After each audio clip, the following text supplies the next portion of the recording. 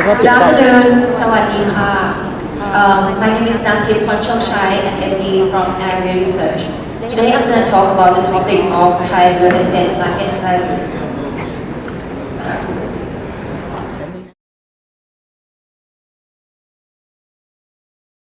Area Research is the company that developed a website called FIABCI-Thai. Our website helps people to be able to access information about real estate market data and also the laws and regulations that it is hard to find in Thailand. Right now, we have about more than 24,000 accounts that is registered to use our website and more than 35,000 property listings that people can find on our websites.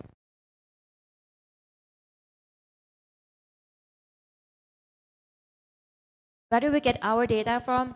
Our data are from the Agency for Estate Affairs, which is the company that has been surveyed and collect data of the residential real estate data from the projects.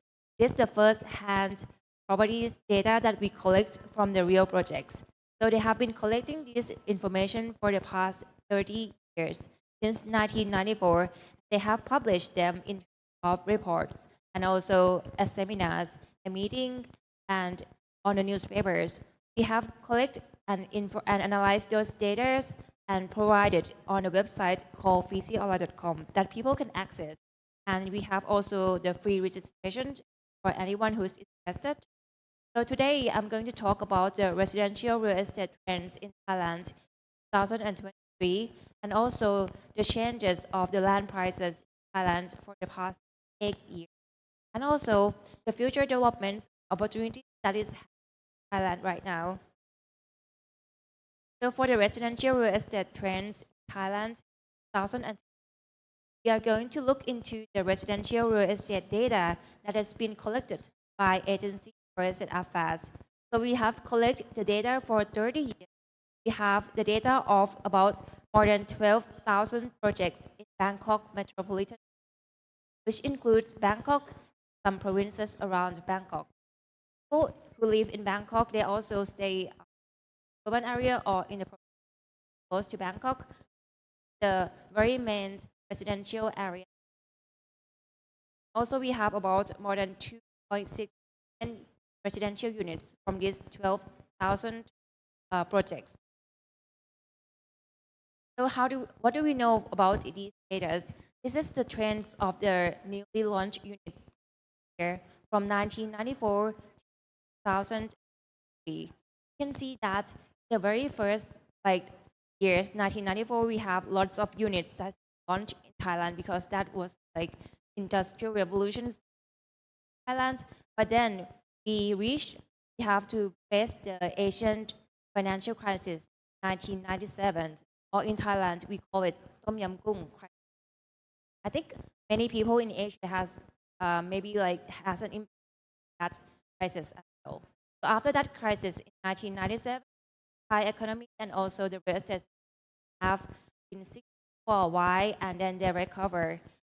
That is going back from 2010 to 2018 was a great time until we have to face COVID-19 in the end of 2000. So it really affects the residential real estate markets and 21. But we recovered. So last year, 2022, the market has go back to where it was before COVID. That number of units has reached almost as before. But this maybe number of units might slightly drop from last year. And in terms of the project values from all over the market that has been active, if we look at the project values, you can see that for the 2000 and 2021, where we was impacted by COVID-19, the project value has dropped significantly, but then it go back again into. But when we look at the number of the average price per unit, the average price per residential units right now is about 46 million baht per unit. That's about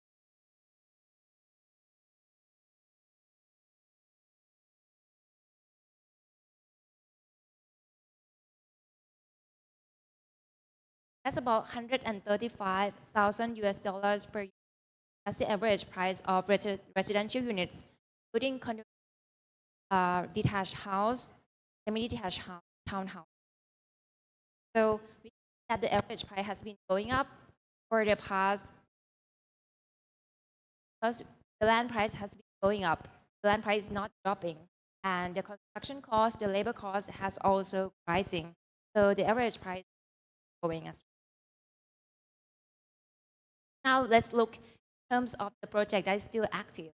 Right now, from the data of the half year 2020, so the quarter two this year, 20 half of 25, get the data that there are about 2,144 projects that is still active.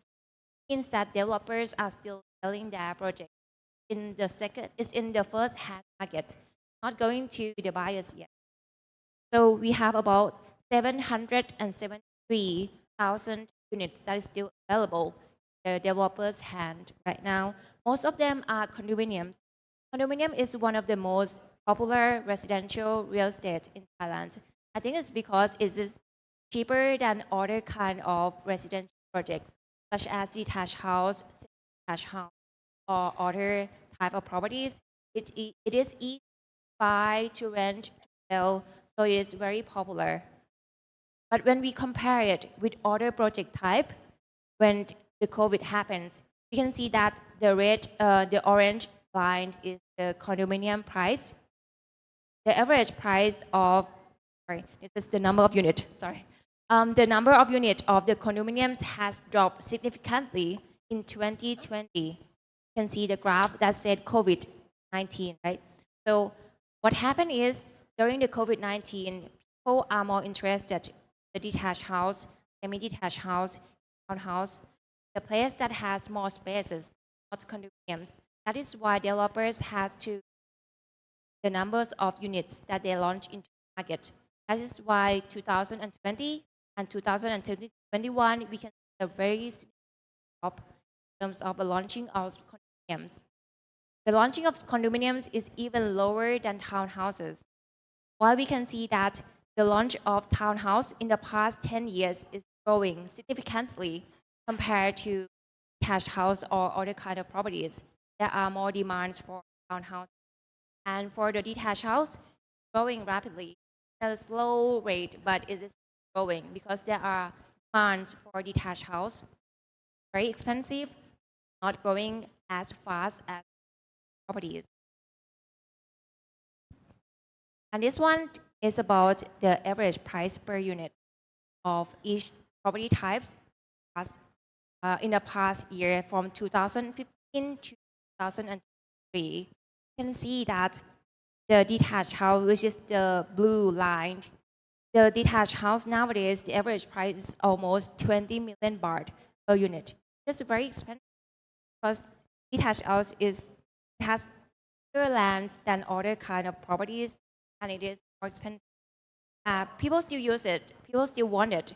Even after COVID-19, that's really raising more demands for detached house and also very super luxury detached house or super luxury projects. But it is not growing as fast as other type of projects, but I think it still has a very high demand for detached house.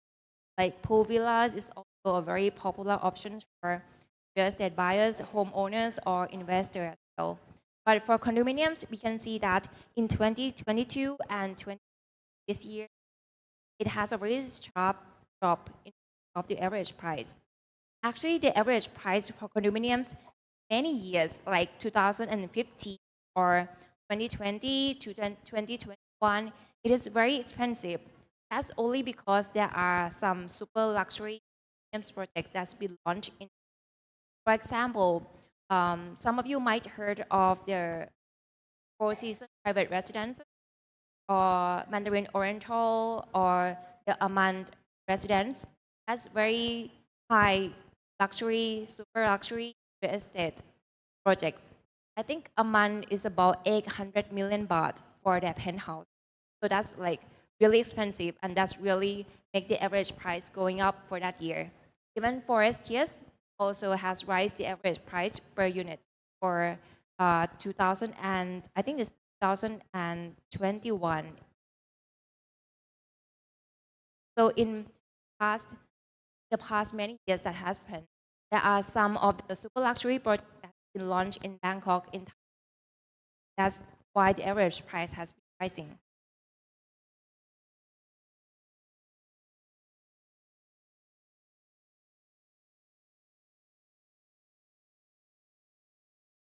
Look into where should we buy or where should we invest. Condominiums are mostly staged in the city center, like in Siam, Silom, Sukhumvit area. We can see from the map that the area that has more color, the more density, more blue, that means the area with more condominium.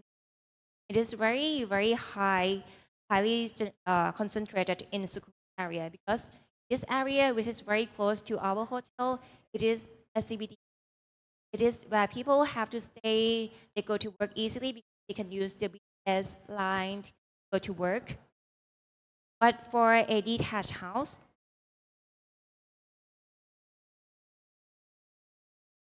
it's very popular to live a little bit further from the CBD because the land price is not as high as in the center. So the Bangna area, the Rangsit, Pathum Thani, Nonthaburi is also a very popular area for residential projects such as detached houses. Now for the land price, for the past 38 years, the land price index has got from 181.1 2002. So the land price in Thailand has been growing up like crazy. It's growing up very, very high right now.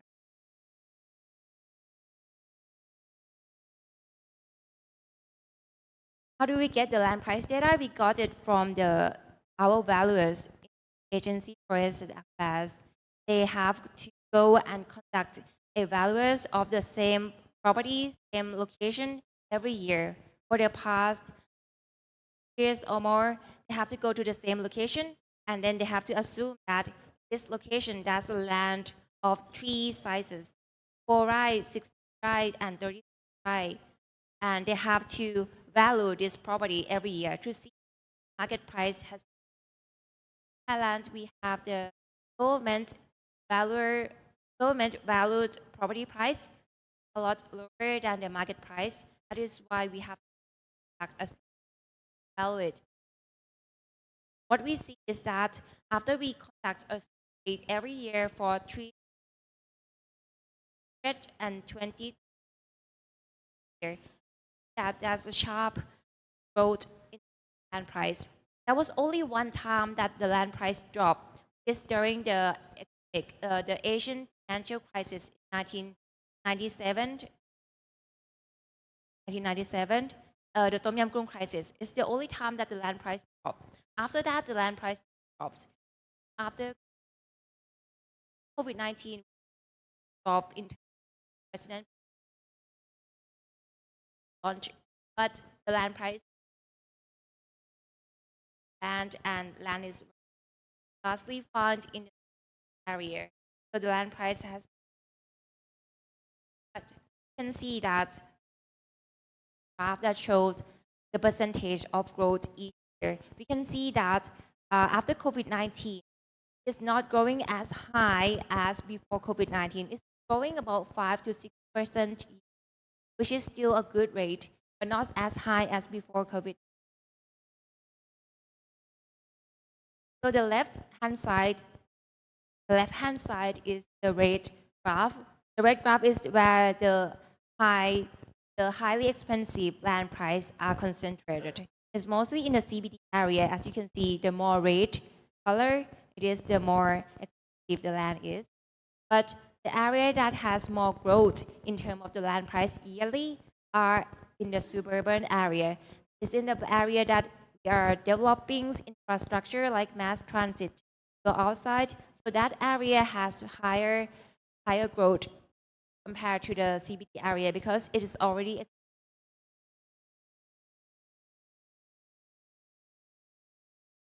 Today in 2023, the most expensive land price location is in Siam, which is very close to the hotel. Right now, it is about 3.6 million baht per square wa, which I convert to US dollars is about 24,000 US dollars per square meters.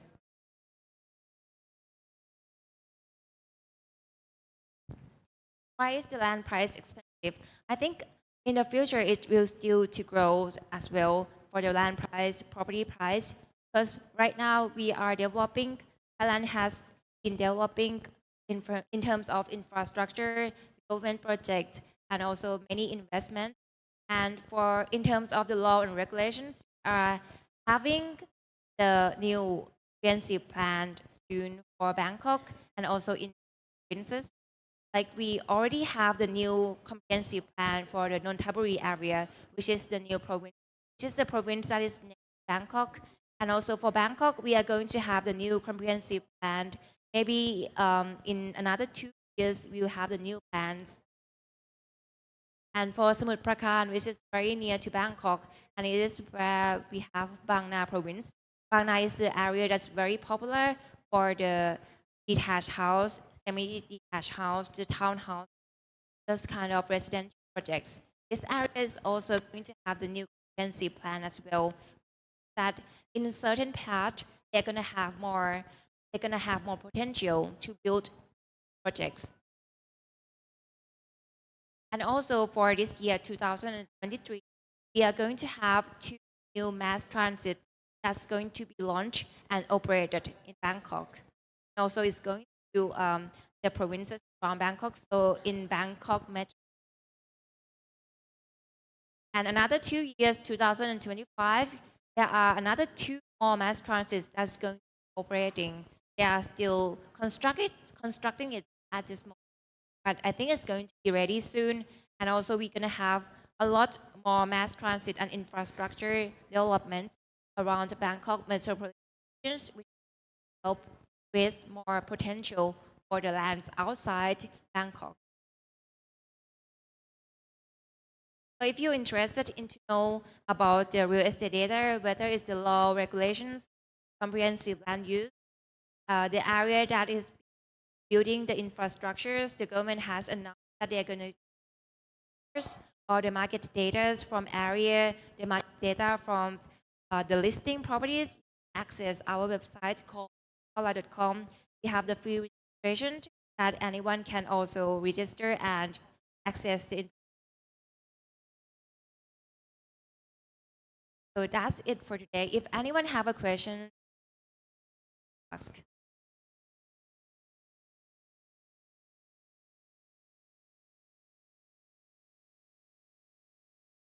If we don't have the question, then we can go for refreshment breaks. Thank you. So for reminders, we have 21 booths today at the back of our hall. If anyone is interested in condominiums projects or recharger home solutions at the back, they are ready to. Thank you.